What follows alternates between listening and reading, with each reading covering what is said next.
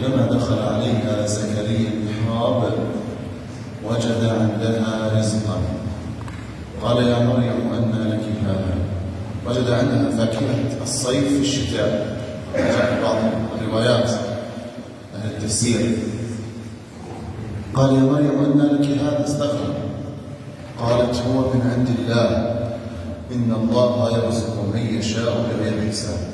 سيدنا زكريا عليه السلام كان في سريرة نفسه عنده طموح، حاب يكون عنده ولد، حاب يكون عنده ذرية تحمل هم هذا الدين، كما جاء في تفسير سورة مريم إذ نادى ربه نداء خفيا. فإيش موضوعك سيدنا زكريا؟ قال ربي هب لي من لدنك ذرية طيبة. في سورة آل عمران التفت سيدنا زكريا عليه السلام للمعنى إخوان الإنسان. كان أول شيء خايف، لكن لما وجد أن الله عز وجل قادر أن يأتي بشيء ليس في موسمه وليس في موعده، قال إذا الله عز وجل قادر أن يأتيني بولد وإن كان ليس في موعده. امرأتي عاقر، لأن الله يخرج النجاة من صلب التهلكة. يخرج النجاة من صلب التهلكة. كيف يعني؟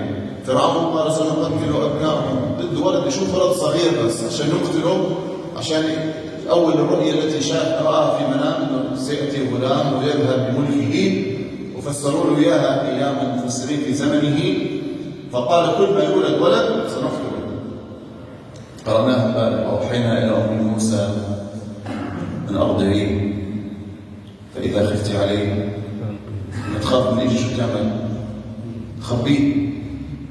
فإذا خفت عليه قيه في اليم ولا تخافي، لأن هذا اليم نفسه الذي نجى فيه موسى عليه السلام سيغرق فيه فرعون. قال هنالك دعا زكريا ربه. التفت إلى المعنى ربي هب لي من لدنك ذرية طيبة. فيا أخوان كل واحد فينا هذه الليلة ليلة مباركة، ليلة 21. أسأل الله أن تكون إن شاء الله ليلة من ليالي القدر، ليلة القدر.